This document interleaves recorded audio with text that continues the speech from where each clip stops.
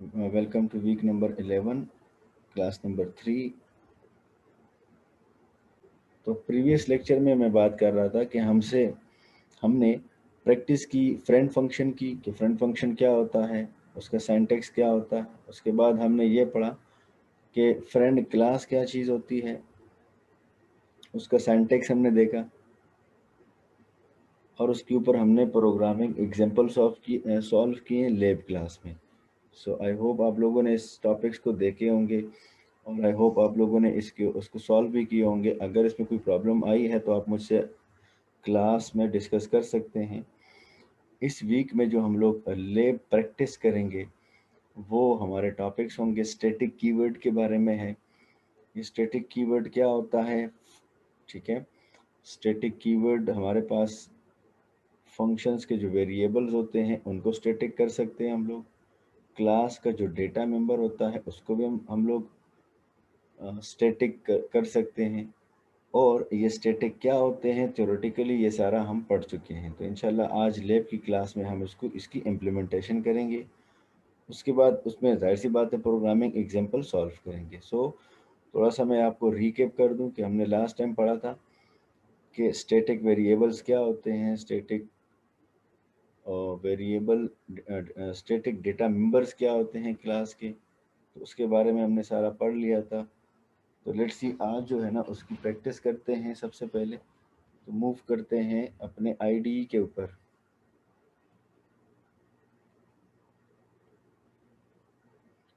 I hope कि मेरा screen आप लोगों के साथ शेयर्ड है। हम नया प्रोजेक्ट ओपन करते हैं। तो सबसे पहले जो हमने टॉपिक देखा था कि हमने किसी फंक्शन के वेरिएबल को स्टैटिक बनाना है, ठीक है। जब आप लोग किसी वेरिएबल को स्टैटिक बना लेते हैं तो वो स्टैटिक हो जाता है, उसके लिए मेमोरी रिजर्व कर दी जाती है for throughout the program. Throughout the program का मतलब ये है कि जब तक आपका एग्जीक्यूटिबल फाइल रनिंग में होता है, ठीक है। मतलब जब आपका प्रोग्राम रनिंग में होता है तब तक वो लोकेशन जो है वो आपके लिए रिजर्व कर दी जाती है। सो लेट्स से एक प्रैक्टिस स्टार्ट करते हैं अपनी। Hash include IO stream. सबसे पहले मैं एक सिंपल सा प्रोग्राम लिखूंगा जिसके अंदर मैं नॉन स्टैटिक डेटा मतलब जो मेंबर है उसको, जो वेरिएबल है उसको यूज़ करूंगा। इसको कोई वैल्यू इनिशियलाइज करवाऊंगा। आपको दिखाऊंगा कि हमारे पास अगर आप लोग नॉन स्टैटिक वेरिएबल यूज़ करते हैं तो क्या होता है, और जब आप उसको स्टैटिक कर लेते हैं उसी वेरिएबल तो आउटपुट पे फ़र्क क्या पड़ेगा। सो लेट्स सी, इसको देखते हैं। आई होप आप में से किसी ने इसकी प्रैक्टिस भी की होगी। तो आप लोगों को जो प्रॉब्लम्स आप आप कर रहे थे आप वो भी मुझसे यहाँ पे डिस्कस कर सकते हैं।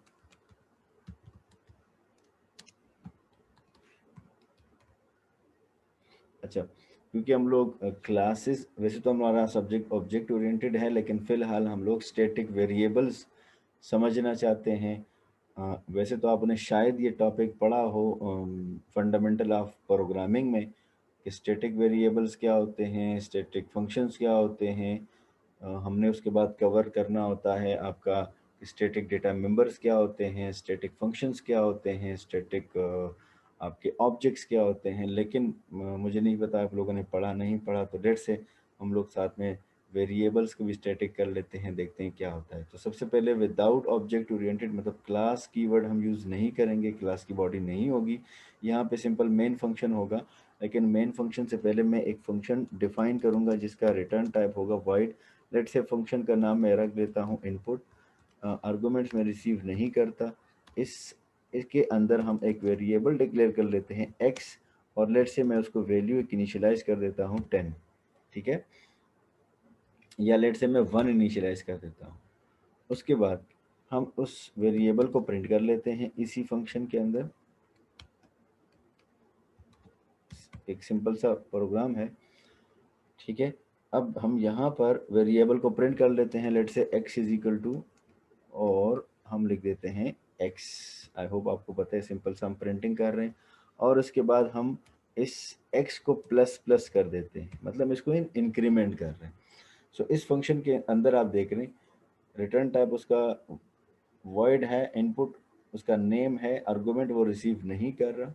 इसके अंदर 3 लाइंस हमने कोड किया है। क्या कोड है? डिक्लेरेशन मैंने कर दिया, ठीक है, integer x is the name of the variable, 1 जो है हमने इसको इनिशियलाइज किया 1 के साथ। तो इस लाइन में हम दो काम कर रहे हैं, डिक्लेरेशन साथ में इनिशियलाइजेशन। सेकेंड लाइन में हम क्या कर रहे हैं कि x को हम लोग प्रिंट कर रहे हैं, ठीक है, उसी x वेरिएबल को, और साथ साथ में हम उसको इंक्रीमेंट भी कर रहे हैं कि जब ये फंक्शन ख़त्म हो नेक्स्ट टाइम इसकी वैल्यू जो है ना वो इंक्रीमेंटेड आपको मिले। सो लेट से मेन फंक्शन स्टार्ट करते हैं, इंटीजर मेन रिटर्न 0, ठीक है। अब आते हैं इस फंक्शन को कॉल करते हैं सबसे पहले। तो कॉल करने से पहले मैं यहाँ पे लिख देता हूँ लेट से सी आउट, ताकि हमें पता हो कि मेन फंक्शन जो है ना वो स्टार्ट हो चुका है। तो उसके लिए मैं आपको एक छोटा सा मैसेज प्रिंट कर देता हूँ कि वेलकम टू मेन फंक्शन, ठीक है, सिंपल सा फंक्शन। अब इस फंक्शन के बाद में एक फार लूप यूज़ करना चाहूँगा, क्योंकि मैं चाहता हूँ ये फंक्शन जो है वो बार बार कॉल हो। तो या तो आपको ये तरीका होता है कि बार बार फंक्शन का नाम लिखें, इनपुट इनपुट इनपुट इनपुट, ठीक है, 5 दफ़ा 10 दफ़ा। तो इससे बेहतर है कि मैं फार लूप यूज़ कर लूँ, मतलब कोई लूप यूज़ कर लूँ, जैसे इंटीजर आई है is equal to for example 1 से स्टार्ट करें और आई लेस देन और इक्वल टू लेट से 5 तक ये चलता रहे, 5 टाइम ये लूप जो है ना आइट्रेट करें। सो हम लोग आई प्लस प्लस, और उसके बाद यहाँ पर हम क्या कर रहे हैं कि इस फंक्शन के अंदर कुछ नहीं, सिर्फ इस लूप के अंदर कुछ नहीं, सिर्फ हम लोग उस फंक्शन को कॉल कर लेते हैं। सो आप देख रहे हैं फंक्शन का नाम हमारा इनपुट था, रिटर्न वो कुछ नहीं कर रहा इस वजह से, क्योंकि वाइड है, इस वजह से मेरी ज़रूरत नहीं है इसको सी आउट वगैरह लिखने की।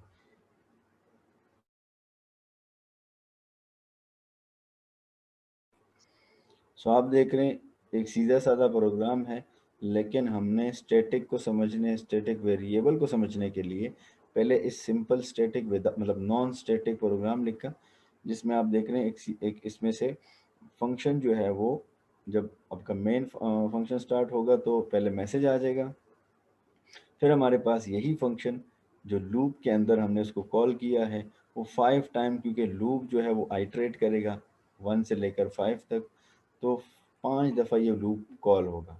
हर दफ़ा हमारे पास ये लूप जब कॉल होगा तो हम इसका आउटपुट देखना चाहते हैं कि इसका आउटपुट क्या होगा। सो लेट्स सी इसको पहले सेव करते हैं, लेट्स से वीक 11 हम लिख लेते हैं 11.1, ठीक है। There are I think no errors. So इसको कंपाइल रन कर लेते हैं।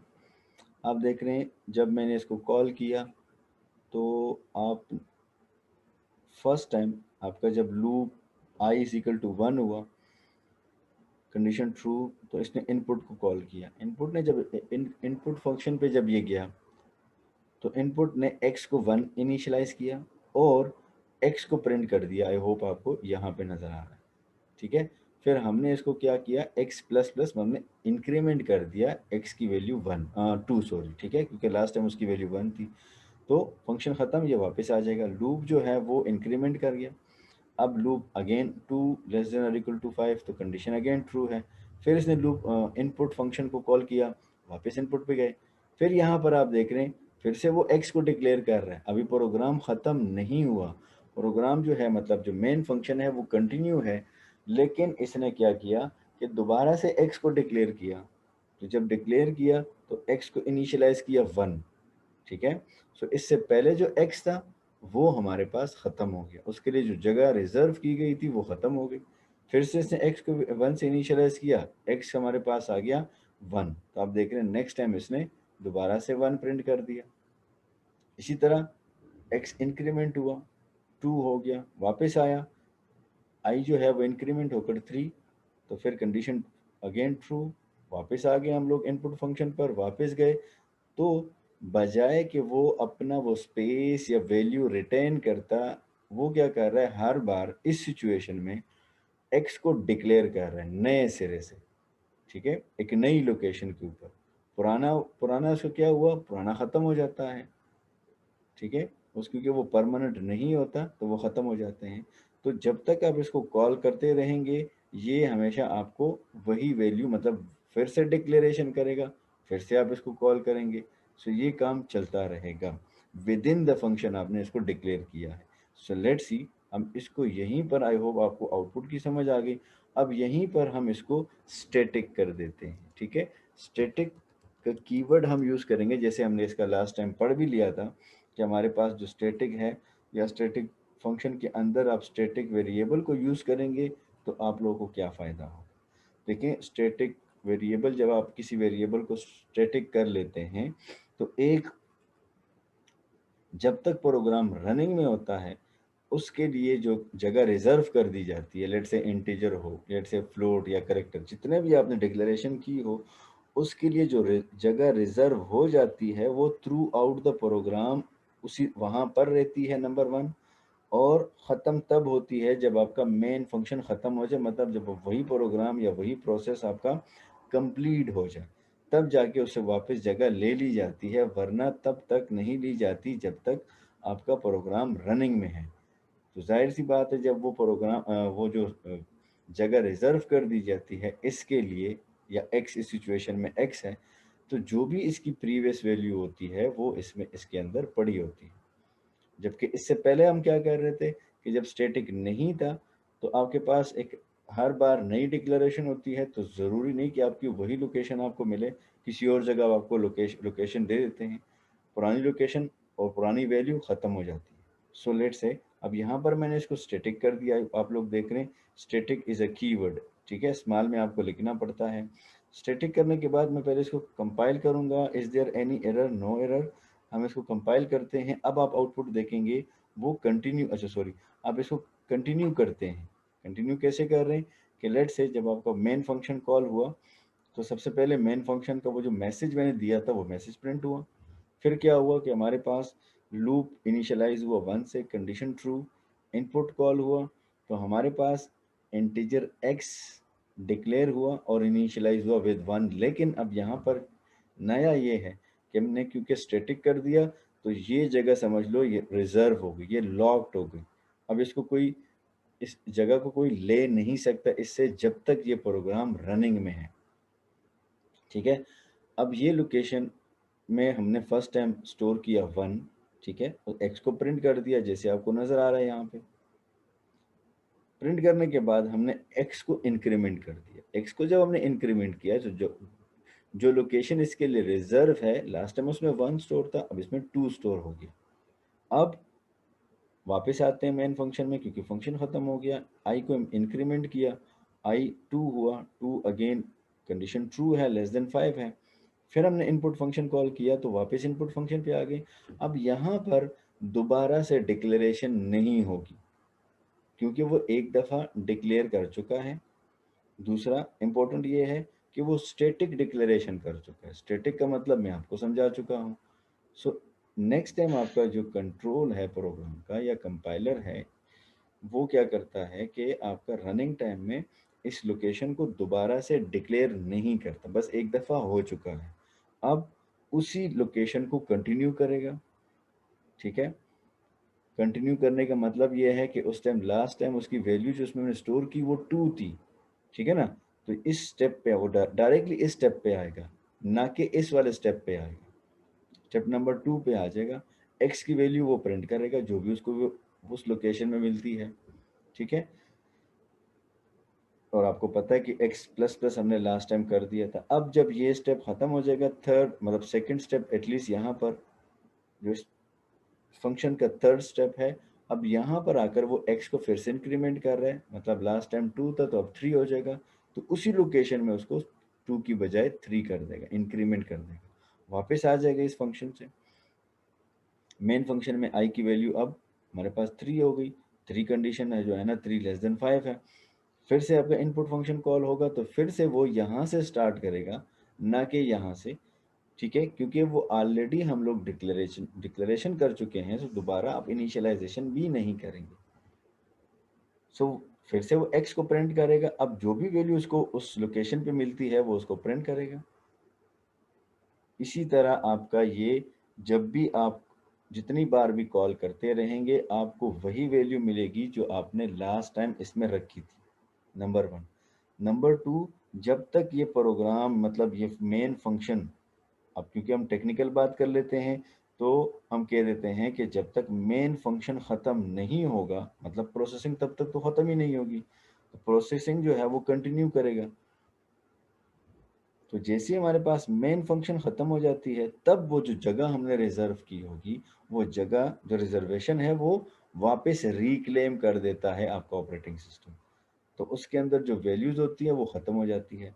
हाँ, जब आप नेक्स्ट टाइम इसको कॉल करेंगे, नेक्स्ट टाइम कॉल मतलब जब दोबारा से कंपाइल करेंगे, दोबारा से आप उसको प्रोसेसिंग में लेके आएँगे, एग्ज़ीक्यूटेबल फ़ाइल को, फिर से वो एक नई डिक्लेरेशन करेगा और तब तक वो डिक्लेरेशन आपके साथ चलती रहेगी या रिज़र्वेशन जो आपने की है जब तक आपका प्रोग्राम रनिंग में होगा। सो आई होप आपको इसकी समझ आ गई। इतना मुश्किल नहीं है, लेकिन ये कंसेप्ट समझना बड़ा इम्पोर्टेंट है।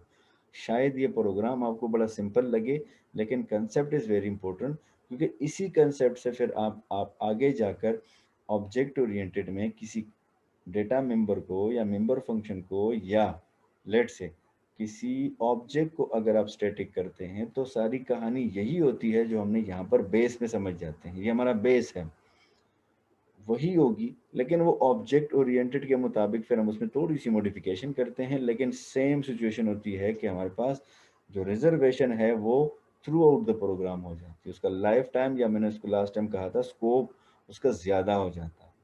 सो आई होप आपको यहाँ तक समझ आ गई। अगर इसमें से आपका कोई क्वेश्चन है तो बेशक आप लोग कर सकते हैं। जी स्टूडेंट्स। अब आते हैं आपके नेक्स्ट सिचुएशन में कि हमारे पास अगर किसी क्लास के मेंबर को, खासकर डेटा मेंबर को, अगर हम उसको स्टैटिक कर देते हैं, तो फिर क्या सिचुएशन होती है। तो ये भी हमने लास्ट टाइम पढ़ लिया था। आई होप आपको याद होगा। लेट से मैं आपको थोड़ा सा रिवाइज कर देता हूँ कि अगर as a variable declare as static, ठीक है, यहाँ पर मैं आपको बता देता हूँ। As static are initialise only once they are allocated space for the separate static storage, ठीक है। So the static variable in a class are shared by the objects. There cannot be multiple copies of the same static variable for different object. ये बड़ी important चीज़ हमने बात की कही थी, ये बहुत इंपॉर्टेंट है। आप स्टैटिक तो कर सकते हैं डेटा मेंबर्स को, लेकिन साथ साथ में आपको इनिशियलाइजेशन समझना होगा कि अब इनिशियलाइजेशन इसका एक स्पेशल तरीके से होगा। वो स्पेशल तरीका क्या है वो मैं आपको बता देता हूँ, नंबर 1। नंबर 2, जब आप किसी डेटा मेंबर को स्टैटिक कर देते हैं, तो इसमें फ़ायदा एटलीस्ट ये होता है कि जितने भी ऑब्जेक्ट्स आप क्रिएट करते हैं, उन सब ऑब्जेक्ट्स को वही वैल्यू मिलती है जो लेट से ऑब्जेक्ट नंबर 1 को मिल रही है, या लेट से ऑब्जेक्ट नंबर 2 को मिल रही है, या लेट से ऑब्जेक्ट नंबर 3 को। तो सेम वैल्यू तीनों को मिलेगी बिकॉज ऑफ दिस कि हमने उसको स्टैटिक किया। स्टैटिक मतलब कि उसके लिए जो जगह है वो रिजर्व हो जाती है for throughout the program, ठीक है। तो एटलीस्ट हर ऑब्जेक्ट इसकी अपनी इनिशियलाइजेशन नहीं करेगा, अपनी डिक्लेरेशन नहीं करेगा, तो वो वैल्यू या वो जो वेरिएबल है वो सबके साथ शेयर्ड होगा, ठीक है। सो एटलीस्ट आपको यहाँ थ्योरेटिकल में समझा दें। इनिशियलाइजेशन के लिए क्या करेंगे वो मैं आपको बता देता हूँ, बड़ा आसान सा है। इनिशियलाइजेशन के हमने ये पढ़ा था, आई होप आपको याद होगा। A static variable inside a class should be initialized explicitly by the user using class name and scope resolution operator outside of the class. Initialisation के लिए हम लोग क्या यूज़ करेंगे, स्कोप रेजोल्यूशन ऑपरेटर यूज़ करेंगे। सो लेट्स सी, मैं पहले आपको यहाँ पर नया प्रोजेक्ट स्टार्ट कर लेता हूँ। लेट्स से इसको क्लोज कर लेते हैं सबको, और नया प्रोजेक्ट।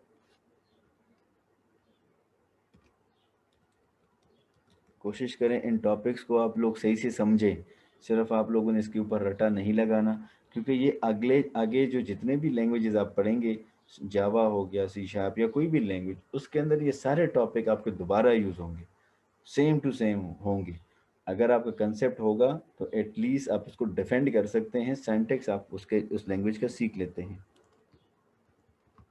आयु स्ट्रीम, उसके बाद using name space std,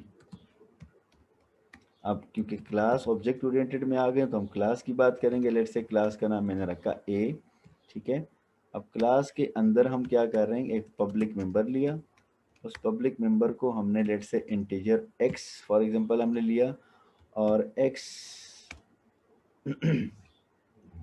x को हम क्या कर रहे हैं, लेट से फॉर एग्जांपल हमने उसको इनिशियलाइजेशन करने के लिए उसके लिए एक कंस्ट्रक्टर फंक्शन लिया, ठीक है। जब कंस्ट्रक्टर फंक्शन हमने इसका लिया, सो जाहिर सी बात है मुझे मैसेज प्रिंट करना होगा सी आउट विदाउट स्टैटिक हम पहले करते हैं ताकि आपको समझ आ सके। सो लेट से हमने यहाँ पर एक वेरिएबल को इनिशियलाइजेशन के लिए मैसेज दिया कि इंटर वैल्यू फॉर एक्स, कौन सी वैल्यू, इंटीजर वैल्यू, ठीक है। ये हमने कर दिया आसानी से, और उसको हमने कर दिया सी एन और एक्स लिख दिया। तो बड़ा सिंपल सा है, आपको नज़र आ रहा है। एक डेटा मेंबर लिया, उस डेटा मेंबर के अंदर मेंबर के लिए हमने एक कंस्ट्रक्टर फंक्शन लिया और उसको यहाँ पर हमने इनिशियलाइज कर दिया, ठीक है। ये एक सिंपल डेटा मेंबर की बात हो रही है। अब इसके बाद ये करने के बाद लेट से हम उसको प्रिंट भी कर लेते हैं। फॉर एग्जांपल हमने इसको लिया, पब्लिक तो ऑलरेडी है, हम उसको कर देते हैं वाइड शो, हमने कर दिया इसको प्रिंट। लेट से कि हमने इसको सी आउट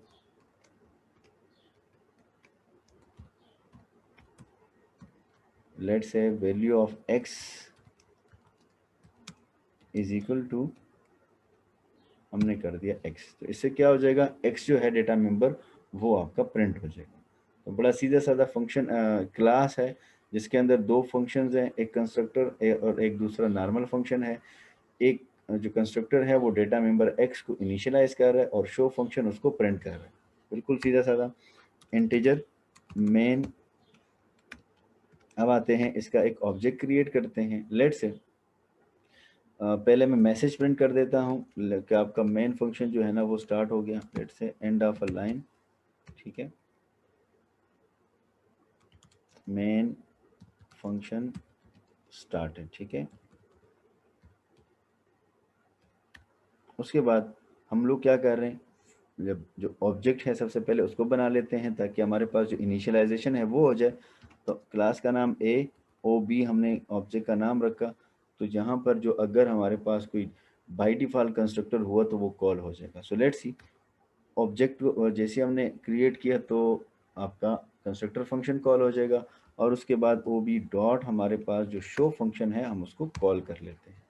सो ये हमारा सा सिंपल सा प्रोग्राम आ गया। रिटर्न हम करते हैं 0, ठीक है। ये at the end of the main function हम करना पड़ता है। सो लेट्स सी, अब इसको रन करते हैं। वीक नंबर 11.2 में कर देता हूँ लेट्स से। अच्छा जी, यहाँ पे हमने क्या मसला कर दिया, वाइट क्या हो गया यहाँ पे, लेट्स सी, यहाँ पर हम मैसेज देख लेते हैं कि इसका आउटपुट मैसेज क्या है। Member function void show, sir ये लेसन एरर ब्रैकेट डालें, एंगल हाँ ब्रैकेट। अच्छा सॉरी सॉरी, हाँ ये आप ये होता है, सॉरी, ठीक है, गुड हो गया जी। यहाँ से हमने सिंपल सा एरर किया था। So let's say syntax error, हम इसको दोबारा से देख लेते हैं कि now there are no errors. So let's see, हम इसको रन कर लेते हैं। जैसे ही रन किया, main function started enter value for x, ठीक है, क्योंकि कंस्ट्रक्टर फंक्शन है वो कॉल हुआ। लेट से मैंने इसको दिया वैल्यू 100, जैसी वैल्यू दी तो सिंपल तरीके से जो है वैल्यू वो प्रिंट होगी। यहाँ तक अगर आप देख रहे हैं यहाँ तक कोई मसला नहीं हो रहा, लेकिन आपको अभी मैं बताता हूँ कि यहाँ पे मसला कब होगा। लेट से फंक्शन को मैंने शो किया, अब दोबारा से मैं ऑब्जेक्ट क्रिएट करता हूँ, ठीक है, ऑब्जेक्ट नंबर 2 फॉर एग्जांपल, ठीक है, obj2। अब आपको पता है कि दोबारा से इनिशियलाइजेशन होगी क्योंकि आपका एक दूसरा ऑब्जेक्ट बन गया। जब दोबारा इनिशियलाइजेशन होगी, सो लेट से हम उस obj2 से हम शो फंक्शन को कॉल कर लेते हैं, ठीक है। जब शो फंक्शन कॉल किया तो जाहिर सी बात है एक्स की वैल्यू आपकी प्रिंट हो जाएगी। सो दोबारा से लेट से कंपाइल करें, there are no errors, compile करें तो enter value for x, let's say मैंने 100 एक को दिया, ठीक है, और दोबारा कॉल हुआ तो अब क्या कर रहा है कि वो दूसरी वैल्यू मुझसे मांग रहा है। तो लेट से मैं उसको 200 कर रहा हूँ। सो जैसे ही मैंने किया तो अब आप देख रहे हैं कि हर दफ़ा x जो है वो नए सिरे से यहाँ पर जब आपको कॉल हुआ, ठीक है, तो इसका मतलब एक वैल्यू उसको दी, ठीक है, लेकिन उससे पहले जो डिक्लेरेशन है ना x की, ऑब्जेक्ट 1 में हो गई और उसके बाद ऑब्जेक्ट 2 में दोबारा से x की वैल्यू जो है ना वो डिक्लेयर हो गई। तो वो जो जगह, लेट्स से वो जो स्पेस है वो डिफरेंट ऑब्जेक्ट्स के लिए डिफरेंट मिल रही है, ठीक है। तो जाहिर सी बात है उसके अंदर जो वैल्यूज हैं वो भी डिफरेंट आपको मिलेगी, क्योंकि नॉर्मली हम ऑब्जेक्ट ओरिएंटेड में कहते हैं कि ऑब्जेक्ट नंबर 1 और ऑब्जेक्ट नंबर 2 एक दूसरे के ऊपर डिपेंड नहीं करते, वो इंडिपेंडेंट होते हैं, ठीक है। तो जो डिक्लेरेशन होती है ऑब्जेक्ट नंबर 1 में डेटा मेंबर्स के लिए और ऑब्जेक्ट नंबर 2 में मेंबर्स, जो डेटा मेंबर्स हैं वो डिफरेंट होती है। तो यहाँ पर आप देख रहे हैं एक में हमने 100 रखा, दूसरे में 200। अब ये मेंटेन करेंगे जब तक ये प्रोग्राम रहेगा, तब तक हमारे पास ऑब्जेक्ट नंबर 1 में अलग लोकेशन, ऑब्जेक्ट नंबर 2 में अलग लोकेशन। सो यहाँ पर ये आप फर्क देखेंगे। अब अगर मैं इसी वेरिएबल को, जो यहाँ पर मैंने वेरिएबल मतलब डेटा मेंबर को अगर हम स्टैटिक कर देते हैं, अब स्टैटिक कर देने से एक तो आपको जो पुरानी डिफिनीशन है वो याद आनी चाहिए, क्योंकि डिफिनीशन आप बेसिक सीखेंगे तो अगले जितना भी एडवांस जाएंगे आपका बेसिक वही रहेगा। मसलन कि अगर हम इसको स्टैटिक करेंगे, एक तो इसकी जगह है वो रिजर्व हो जाती है throughout the program. Next next बार बार इसकी डिक्लेरेशन नहीं होती, तो यहाँ पर अपडेट कर देते हैं। अगर हमारे पास बेशक ऑब्जेक्ट भी चेंज हो जाए तब भी उसके लिए जो जगह रिजर्व की गई है, एक दफ़ा इस प्रोग्राम ने एक्स के लिए जगह रिजर्व कर दी। अब हमारे पास अगर एक ऑब्जेक्ट हो या 10 ऑब्जेक्ट्स हों, सारे ऑब्जेक्ट जो हैं उसी लोकेशन को यूज़ करेंगे, उसी रिजर्व जगह को यूज़ करेंगे। उसके अंदर जो वैल्यू वो सेट करेगा वो वैल्यू सबको मिलेगी। अगर वो वैल्यू 1 है तो सबको 1 मिलेगी, अगर वो वैल्यू 10 है तो सबको वैल्यू 10 मिलेगी, ठीक है, क्योंकि एक लोकेशन अब है, अब डिफरेंट लोकेशंस नहीं है। तो नंबर 1 ये आपका बेस जो है वो क्लियर होना चाहिए। दूसरा बेस मैंने आपको यहाँ पे स्लाइड में बता दिया कि अब जब हम इसकी इनिशियलाइजेशन करेंगे, इनिशियलाइजेशन में आप थोड़ा सा देखेंगे, इनिशियलाइज ना तो हम कंस्ट्रक्टर के थ्रू कर सकते हैं, ना हम डॉट ऑपरेटर को यूज़ करेंगे जैसे मैंने यहाँ पे किया है। आई होप आपको यहाँ पे नज़र आ रहा है, जैसे हम करते हैं नॉर्मली obj1.i, यहाँ पे आई डेटा मेंबर है। तो अगर हम इस तरह भी करेंगे ये भी आपको एरर करेगा। और अगर आप क्लास के अंदर कंस्ट्रक्टर फंक्शन यूज़ करते हैं जैसे मैंने यहाँ पर यूज़ किया था इससे पहले, तो वो भी आपको प्रॉब्लमेटिक होगा। लेकिन लेट्स सी, पहले मैं आपको करवा देता हूँ। आई होप मैं इस वाले पोर्शन को फ़िलहाल कमेंट कर देता हूँ, क्योंकि इसको बाद में अनकमेंट कर देंगे। सो लेट्स सी, यहाँ पर मैंने स्टैटिक कर दिया। दूसरा मैं यहाँ पर यूज़ कर रहा हूँ constructor function for the initialisation of x. तो ये ज़रा आप गौर करें, यहाँ से जैसे ही मैं कंपाइल करूँगा वो मुझे यहाँ पे आपको एरर दे देगा। एरर उसने क्या दिया कि वो क्या कह रहा है कि हम लोग, ये जो एरर है कि हम यहाँ पर इसको इनिशियलाइज नहीं कर सकते। यहाँ पर आप देख रहे हैं अनडिफाइंड रेफरेंस टू ए, ए हमारे पास क्लास का नेम है, एक्स जो है हमारे पास उस डेटा मेंबर का नाम है, ठीक है। सिंपल वर्ड्स में अगर आपको मैं समझा दूं कि हम जब भी इनिशियलाइज करेंगे इस स्टैटिक मेंबर को, कम से कम हमारे पास इनिशियलाइजेशन के लिए कंस्ट्रक्टर फंक्शन यूज़ हम नहीं करेंगे, ठीक है। तो इससे हम क्या करते हैं, इसको मैं लॉन्ग कमेंट की मदद से इसको ख़त्म कर मतलब कर देता हूँ, आपका कमेंट कर देता हूँ, ठीक है, ताकि हमारे पास इस ये वाली कम से कम इनिशियलाइजेशन जो है वो ख़त्म हो जाए। दूसरा तरीका क्या है इनिशियलाइज करने का, वो मैं आपको बता देता हूँ, जो नॉर्मली हम करते रहते हैं कि लेट से मेन फंक्शन से हम ओ बी डॉट, हमारे पास एक्स डेटा मेंबर है उसको कॉल कर लेते हैं और उसको हम इनिशियलाइज करके, लेट से हमने उसको वैल्यू दी 10, ठीक है, 10 वैल्यू हमने उसको दे दी। अब यहाँ से इनिशियलाइज हो जाना चाहिए कि हमने इसको यहाँ से वैल्यू दी 10, एक्स को कॉल किया और उसको इनिशियलाइज किया। जाहिर सी बात है ओबी ऑब्जेक्ट जो है उसके अंदर ये डेटा मेंबर है, तो जब हम शो फंक्शन को कॉल करें तो शो फंक्शन के अंदर में शो हो जाना चाहिए 10। सो लेट्स सी इसको कंपाइल करके देखते हैं। Again same problem, undefined reference to a हमारे पास क्लास का नेम है, x is the data member, और वही सेम एरर दे रहा है कि हमारे पास आईडी रिटर्न 1 एग्जिट स्टेटस। हम कर ही नहीं सकते क्योंकि यहाँ पर इनिशियलाइजेशन का ये जो तरीका है ये भी गलत है, ये भी लिमिटेड है, ये भी आप लोग नहीं कर सकते।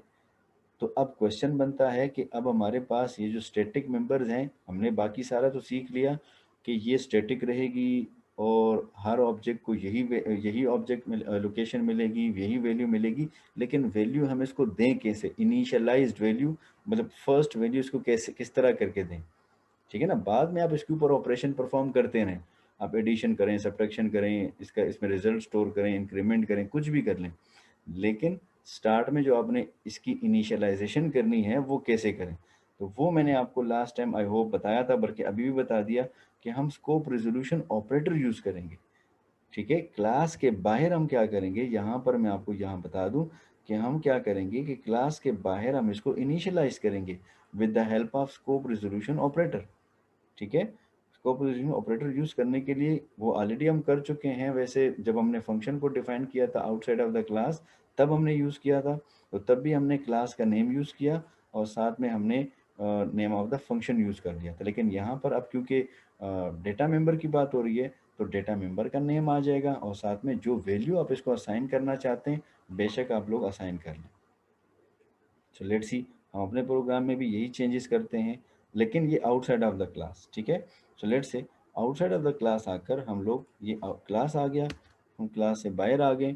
अब हम लोग यहाँ पे कर देते हैं लेट्स से इंटीजर। ठीक है, और यहाँ पर हम क्लास का नाम A, scope resolution operator I hope आपको पता होगा, एक्स हमने इसका नाम, क्योंकि डेटा मेंबर का नाम एक्स है और एक्स को हमने इनिशियलाइज किया विद द 100 या लेट से जो भी। ठीक है, तो हमने क्या किया, यहाँ पर मैं लिख भी लेता हूँ कि हमने स्टैटिक डेटा मेंबर को